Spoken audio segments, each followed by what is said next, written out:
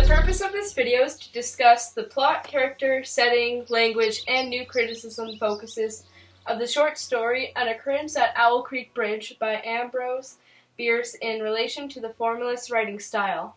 In this short story, the plot is very scattered while jumping between tenses. It appears to start in the present tense, then it goes into a hallucination, and back to the present tense to end the story. In the beginning, the author describes the man being hung, both his personality and the act of preparing to be hung. The reader does not learn the man's name is Peyton Farquhar until later on in his hallucination. The plot shows the man's struggle and his delirious plan to escape his doom. He hallucinates his escape, however, it does not occur. Ultimately, the author relates the plot to the structure.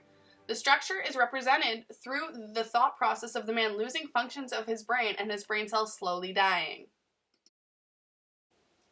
An important element in the story is the use of narration to see the main character's point of view. The narrator describes Peyton Farquhar through diluted flashbacks while he is being hung. It is explained that he is a soldier at heart, a planter, a successful slave owner, and a politician, yet he dies a civilian's death. The setting is another important element to the story as it relates to the main character's personality. It is late afternoon over a slow river with Peyton being hung. Peyton Farquhar is a soldier at heart. As already mentioned, and paradoxically, dies a civilian's death surrounded by a cover of trees for a possible escape. Language is a required element in stories to help them flow. The language used within this short story helps to create a time period that is the story took place. Through the use of descriptive, soft, and advanced language, the author is able to create an older time period and less advanced time period than the present.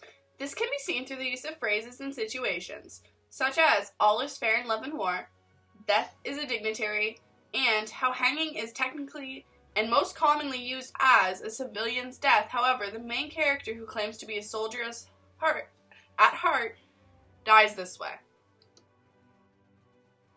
New criticism focuses on paradoxes and or irony. Aspects of this are found with the line, to die of hanging at the bottom of a river. This is a paradox as one cannot be hung underwater, as well as ironic since he thought he had escaped death by falling while in fact he was still suffering.